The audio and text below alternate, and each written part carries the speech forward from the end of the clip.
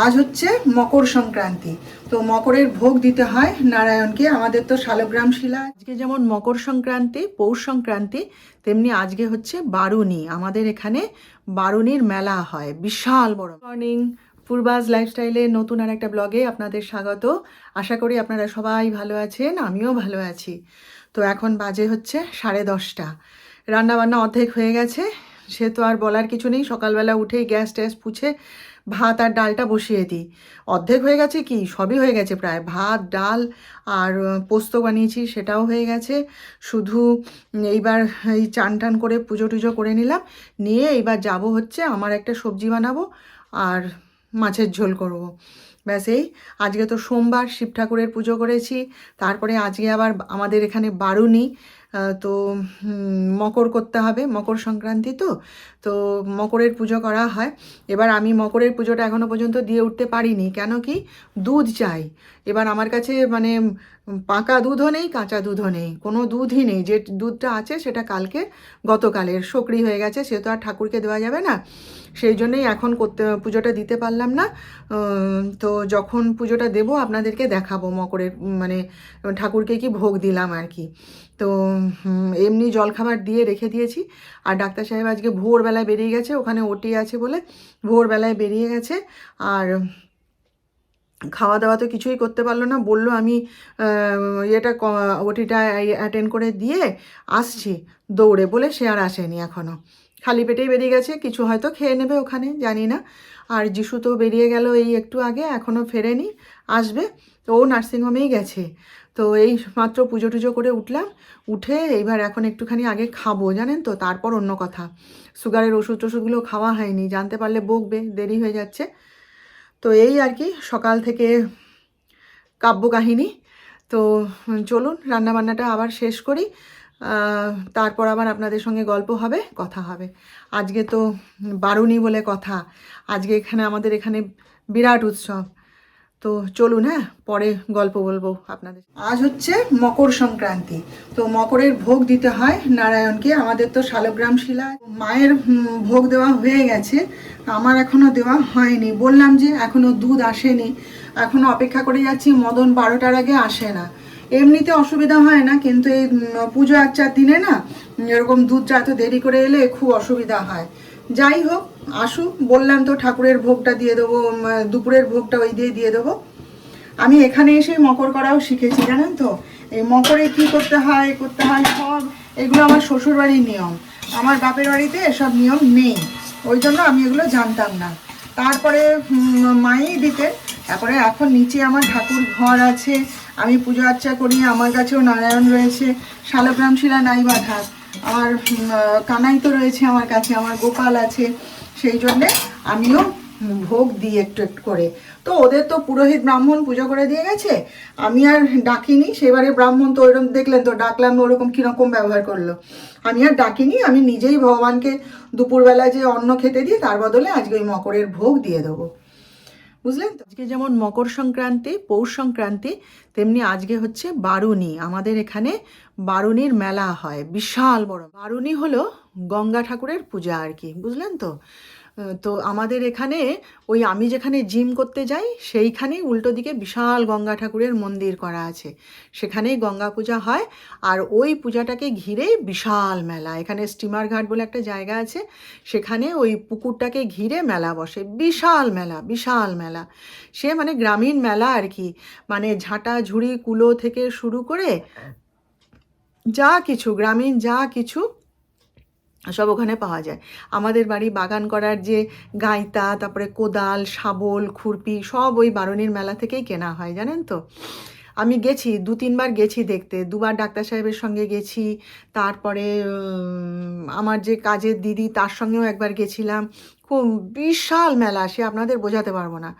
তো এখন আজকের দিনটায় বেরোনো যায় না, সকাল থেকে আজকের দিনে বেরোনো যাবে না। কারণ কি, ওই যে বললাম কালকে আপনাদের, সে গ্রামান্তর থেকে লোক আসে, এসে সব ওই মায়ের মন্দিরে ওঠে, ওইখানে ওই রাত্রিবাস করার।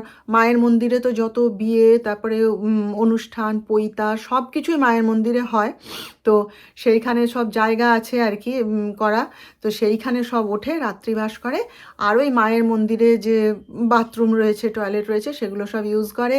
তারপরে ওই ভীমার বাজারে যত সব মিষ্টির দোকান আছে, আজকে তাদের খুব সেল, খুব সেল। আজকে একটা মিষ্টি চাইলেও ওরা দিতে পারবে না, বুঝলেন তো, এমন অবস্থা।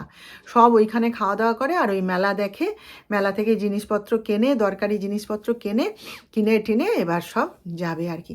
তো আজকে আর বেরোনো যায় না, সকাল 9টা থেকে আর বেরোনো যাবে না। কালকেই যখন রাত্রেবেলায় ডাক্তার সাহেব আসছিলেন, তখনই এসে বললেন যে জানো তো এরকম ভিড় শুরু হয়ে গেছে, আর আমি ওইখান থেকে আসতে পারছি না, বেরোতে পারছি না, ভিড় অলরেডি শুরু হয়ে গেছে। আমি যখন গেছিলাম সন্ধ্যাবেলায়, তখন লোকজন আছে, কিন্তু ওরকম ভিড় হয়নি। ওই যে যত রাত বাড়বে তত সব এসে ঢুকবে আর কি বাইরে থেকে। তো আমরা যাই, আমরা হচ্ছে মানে আজকে যাব না, ওই কাল পরশু হয়তো যাব, একটু দেখে আসব। কেনার মতো তো কিছু নেই ওখানে, ওই একটু মেলা, আনুষঙ্গিক সব কিছুই, মেলাতে যা যা পাওয়া যায় তাইগুলি পাওয়া যায় সব ওখানে। তো যাই হোক, আজকে কি হয়েছে বলুন তো, আমার যিশু ওই কি বলে, ওখান দিয়ে আসছিল। এবার যিশু বারুণীর মেলা সেভাবে কোনো দিন দেখেনি। ছোট্টবেলায় নিয়ে যেতাম, সে অত ওর মনে নেই।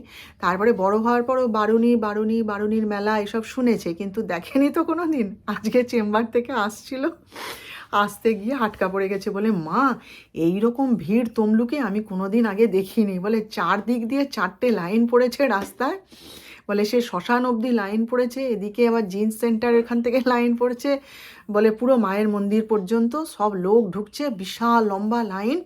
বলে আমি তো বাইকটাকে এক কোনায় রেখে দিয়ে চুপচাপ দাঁড়িয়ে আছি যে ভিড় হালকা হবে তারপর বেরোবো। তা আমাকে এসে বলছে, বলে দাদা এরকমভাবে দাঁড়িয়ে থাকলে এখান দিয়ে, ডাক্তারবাবু এখান দিয়ে এরকমভাবে দাঁড়িয়ে থাকলে আপনি বেরোতে পারবেন না। বলে ওরা আমাকে জায়গা করে দিল, আমি বেরিয়ে এলাম। সে বাড়ি এসে কী গালাগালি করছে, কি আছে মেলায় যে এত এত ভিড়, কি দেখার মতো আছে? হ্যাঁ, এরকম ভিড় পাগলের মতন লোকগুলো যাচ্ছে, দেখো সব বুড়ো কচি মেয়ে সবাই মিলে একবারে যেন সে পাগলের মতন ছুটছে, কি আছে মেলায়, সে কি গালাগালি করে যাচ্ছে। আমি বলি হ্যাঁ, আজকের দিনে ওরকমই ভিড় হয়, তুমি চেঁচালে তো হবে না বাবা। সেই এক্ষুনি আলোচনা হচ্ছিল, খেতে দিয়েছি, বসে বসে খাচ্ছে আর গাল পেড়ে যাচ্ছে। এখন কি করার, এরকমই মেলা, এখানে কি করা যাবে বলুন। বলছে মা আজকে যেন একদম তুমি বেরিও না, আজকে বেরোলে তোমাকে একদম পিষে মেরে দেবে কিন্তু। আমি বলি আমি জানি। বলে লোকজনের কোনো হেল কম্প নেই, বলে টোটোগুলোকে তার মধ্যে ঢুকিয়ে দিয়েছে, সে টোটো নাকি কোন বাচ্চাকে চাপা দিয়ে দিয়েছে, তার মধ্যে মারামারি চলছে, বলে সে দেখার মতো দৃশ্য মা। আমি বলি হ্যাঁ, ওই রকমই হয় আজকে। তো এই হচ্ছে আমাদের বারুণীর মেলা, বুঝলেন তো। একটা কথা, ওই যে যেখানে বারুণীর মেলাটা হয়, স্টিমার ঘাটের কাছে, মানে যে রাস্তাটা দিয়ে মেলাতে ঢুকতে হয় আর কি, ওই স্টিমার ঘাটেরই কাছে, সেখানেই আমার শ্বশুরের চেম্বার ছিল, জানেন তো। এখনও আছে, ছিল বলে নয়, মানে বাপি ওইখানে চেম্বার করে বসতো আর কি। এখনও আছে চেম্বারটা, ওই ঘরটা এখনও ছাড়া হয়নি, স্মৃতি হিসাবে রেখে দেওয়া হয়েছে। প্রত্যেক মাসেই মানে ভাড়া গোনা হয়, তো ঘরটার কোনো কাজে লাগে না, ইউজ হয় না। এখন আর সে আগের মতন সে ঘর নেই, এখন জরা জীর্ণ হয়ে গেছে, দরজা টরজাগুলো ভেঙেও গেছে, তবুও ঘরটা ছাড়া হয়নি, বাপির স্মৃতি হিসেবে রেখে দিয়েছে। তো আমার বিয়ের পর তো আমার শ্বশুর ওই 1 বছর বেঁচে ছিলেন, আমার বিয়ের 1 বছরের মাথায় উনি মারা যান। তো আমাকে প্রায়ই বলতেন, বৌমা আমার চেম্বারটা গিয়ে তুমি একবার দেখে আসবে। তো উনি বেঁচে থাকাকালীন আমার আর যাওয়া হয়নি, কেউ নিয়ে যায়নি, তখন কি আর চিনতাম, এখন যেমন চিনি সব। এখন হলে আমি একা একা গিয়ে দেখে আসতাম, তখন তো চিনি না, নতুন বউ। তারপরে সে আর আমার দেখা তখন হয়নি। তারপরে বাপি মারা যাওয়ার পর একদিন ডাক্তার সাহেবের সঙ্গে ওই মেলা দেখতে গেছিলাম, তখন ডাক্তার সাহেব আমাকে দেখিয়েছিলেন যে এই দেখো এটা বাপির চেম্বার ছিল। তো ওরা 2 ছেলে সে ঘরটাকে ছাড়েনি, 2 ভাই মিলে ওরা বলেছে যে না, এটা বাপির চেম্বার ছিল, বাপির যা কিছু উন্নতি এখান থেকে, যা কিছু পরিচিতি এইখান থেকে, এটা ছাড়া হবে না। তো কেউ কিছু বলেও না। সে সেরকমই তালা দেওয়া পড়ে রয়েছে, প্রত্যেক মাসেই ভাড়া দেওয়া হয়, কোনো কাজে লাগে না সে ঘরটা, আনইউজড হয়েই পড়ে আছে। সে তখন ভাঙা চোরা জরা জীর্ণ হয়ে গেছে, তেমনিই পড়ে আছে, কিন্তু আমরা ছাড়িনি। বাজারে প্রত্যেকে চেনে, নাড়ুবাবুর নাম বললেই হলো, মানে গোটা তমলুক তো চেনেই, আমি বাজারের কথা বলছি আর কি। পুরনো মানুষ যারা রয়েছে তাদের কাছে নাড়ুবাবুর নাম বললেই হলো। এমনকি আমি পাউরুটি কিনি যে দাদুর কাছ থেকে, সেই দাদু পর্যন্ত বলছে, বলে ও তুমি আমার নাড়ুদার বৌমা। একদিন মানে আমার পরিচয়টা পেয়ে বলছে যে তুমি তো কোনোদিন বলোনি যে তুমি আমার নাড়ুদার বৌমা। তা আমি হাসলাম। আবার যে লাকি স্টোর্স, আমি যেখান থেকে ওই আমার চুড়িদার কুর্তি সব কিনি, তারাও চেনে আমার শ্বশুরকে, গোটা বাজারই চেনে।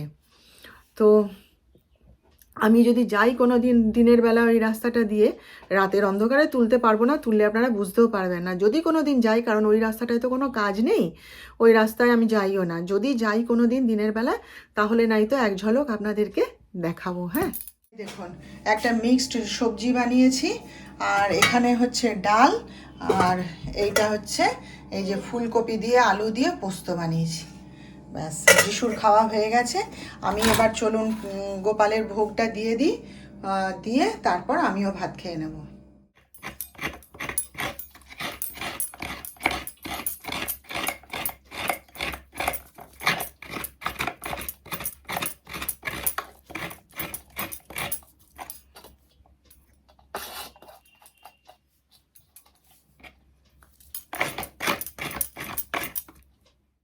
তো এই যে দেখুন, আমার মকরের যা জিনিসপত্র লাগবে সব রেডি হয়ে গেছে। এই যে দেখুন চিঁড়ে, এই চিঁড়েটা ভিজিয়ে রেখেছিলাম, এবং এই চিঁড়েতেই করতে হয়। সেই সাদা চ্যাপটা যে চিঁড়েগুলো, তাতে কিন্তু করা যায় না। এই যে এই চিঁড়ে করতে হয়, চিঁড়েটা ভিজিয়ে রেখে দিয়েছিলাম এবারে। আর এখানে হচ্ছে এই যে দুধ, কাঁচা দুধ না হলে তো আর নারায়ণের ভোগ দেওয়া যায় না। আর এখানে হচ্ছে এই যে নারকেল কুড়িয়ে নিলাম, একটুখানি আদা কুচিটা দিতেই হয়। আর এখানে হচ্ছে ফল, আমার কাছে যা ফল ছিল তাই কুচিয়ে নিয়েছি। আর এতে আরও দেওয়া যায়, শসা, কলা, পেয়ারা, কি বলে আপেল, কিন্তু আমার কাছে যা ছিল সেটাই কুচিয়ে নিয়েছি। আর এই যে এখানে একটুখানি মটরশুঁটি, আর এই যে মিষ্টি। এবার চলুন এই মকরটা মাখাবো আমি। এই যে দেখুন, মকর সংক্রান্তির ভোগ দিলাম ঠাকুরকে। এটাকেই বলে মকর সংক্রান্তির দিনে নারায়ণকে এই ভোগটাই দিতে হয়। এই যে, আর এই যে আমার গোপাল, এই যে, আর এই যে কানাই, একবার আপনারা দর্শন করে নিন। আজ মকর সংক্রান্তি তো, এই যে মকরের ভোগ দিলাম ঠাকুরকে। আর এই যে আজকে সোমবার, শিব ঠাকুরের পুজো করেছি। এই যে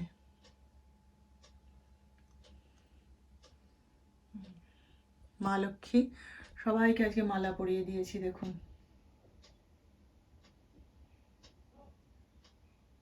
এই যে দেখুন, সবাইকে একবার দর্শন করিয়ে দিলাম আজকে মকর সংক্রান্তির দিনে। এই যে দেখুন, 3টে বাজে। তো আমাদের খাওয়া দাওয়া তো সব কমপ্লিট। ডাক্তার সাহেব এখনও আসেনি। যিশু তো আবার বেরিয়ে গেল খেয়ে দে নার্সিংহোমে, আর আমি এইমাত্র খেয়ে দে উঠলাম আর কি। তো আজকে তো আর জিম নেই মানে জিম আছে, কিন্তু আজকে জিমে যাওয়া যাবে না, কারণ ওই তো বললাম তখন রাস্তার কি অবস্থা। ওই রাস্তা দিয়ে জিমে যাওয়া তো যাবেই না, আর যদি বা যাওয়া যায় আসা যাবে না, আসার কোনো চান্সই থাকবে না ওখান থেকে। আজকে তাহলে জিমেই রাত কাটাতে হবে। ওই জন্য আজকে আর জিমে যাব না, কালকে দেখবো চিন্তা করে। কালকেও তো প্রোগ্রাম আছে, দেখি কালকে কি করি। কালকের কথাটা কালকে চিন্তা করব, মোট কথা আজকে যাওয়া হচ্ছে না। তো চলুন একটুখানি এখন বিশ্রাম নেব। আজকে ঘরে চুপ করে বসে থাকা ছাড়া আর কোনো উপায় নেই, আজকে বেরোনো যাবে না। আমাকে শিপ্রা নেমন্তন্ন করেছিল যে তুমি চলে এসো আমাদের পাড়াতে, এখানে বারুণীর মেলা দেখে যাবে। আমি বলেছি আচ্ছা, ব্যাস এই যাবো, কোনো একদিন গিয়ে দেখে আসবো, আজকে সম্ভব নয়। তো চলুন এখন একটুখানি বিশ্রাম নিয়ে একটু ঘর ঠরগুলো টুকিটাকি যা আছে গোছগাছ করি। ডাক্তার সাহেব যে কখন আসবে বলতে পারছি না।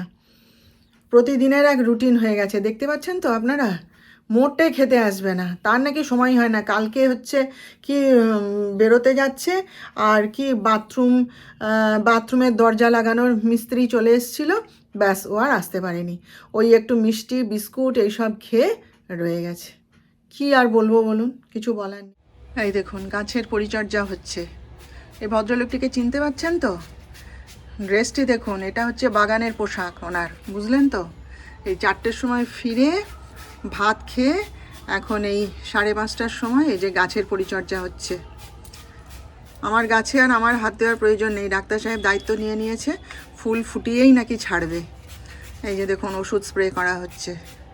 কি ঠান্ডা বাইরে, বাপরে বাপ, আমি এখানে দাঁড়িয়ে আছি, আমার কাঁপুনি ধরে যাচ্ছে। তুমি কি করে কাজ করছো বলো দেখি, বাপরে। তো এখন বাজে হচ্ছে বিকেল 5:30, বুঝলেন তো? গুড আফটারনুন আপনাদের সবাইকে। তো একটুখানি বাগানে দেখতে গেছিলাম, ডাক্তার সাহেব কাজ করছে তাই। ওরে বাবা রে, কি ঠান্ডা, আমি আর দাঁড়াতে পারছি না, আমার গোটা শরীর এখনও কাঁপছে, জানেন তো? ওই ঠান্ডার মধ্যে কি করে কাজ করছে কে জানে বাবা, জানি না। আমি এখন এই যে বর্তমানে এই যে চা নিয়ে বসেছি, একটুখানি চা আর বিস্কুট খাবো, তাহলে যদি মানে গাটা গরম হয়। বাবারে, আমার এখনও পর্যন্ত কাঁপুনি দিয়ে যাচ্ছে জানেন। আর ওই ঠান্ডার মধ্যে দেখুন, ওই মাথায় ওরকম গামছা বেঁধে নিয়ে ওরকম করে নিয়েও কাজ করছে। ধন্যি বাবা মানুষটাকে, বাদ দিন। আর আমি এখন চাটা খাই, তারপরে বাকি কথা বলবো আবার আপনাদের সাথে। তাহলে চলুন বন্ধুরা, এখন বাজে হচ্ছে 8:30। আজকের মতন আমার ব্লগ আমি এখানেই শেষ করে দিচ্ছি। আজকে আর রান্নাবান্না কিছু নেই, কারণ যিশু আজও উপরে তারা ফিস্ট করছে, পিকনিক করছে 3 ভাই মিলে, সেখানেই তাদের খাওয়া দাওয়া করছে তারা। তো নিচে তো তাহলে আর খাওয়া দাওয়া কিছু নেই। আর ডাক্তার সাহেব বললেন যে ওই যে সেই মকর বানিয়েছিলাম, আমি বানিয়েছিলাম, মা দিয়ে গেল, তো সেই আমি একটু খেয়েছি আর ওর জন্য রেখে দিয়েছিলাম। তো বলছে আমি ওইগুলোই খেয়ে নেব, মিষ্টি আছে মিষ্টি খেয়ে নেব, তারপরে দুধ আছে, তার যদি আরও খিদে পায় তাহলে একটু মুড়ি খেয়ে নেব। তো ব্যাস তাহলে হয়ে গেল। আমি নিজের জন্য একটুখানি ওটসের রুটি করে খেয়ে নেব, সে পরে দিনে রাতের শেষে তখন দেখা যাবে, 10:30 বাজুক তখন। তাহলে আজকের মতন ছুটি নিলাম, কালকে আবার দেখা হবে নেক্সট ব্লগে নতুন বিষয় নিয়ে। আপনারা সবাই ভালো থাকবেন, আর আমার ভিডিওটা ভালো লেগে থাকলে একটা লাইক আর সাবস্ক্রাইব প্লিজ করে দেবেন, আর পাশে থাকা বেল আইকনটা অবশ্যই একবার প্রেস করে দেবেন।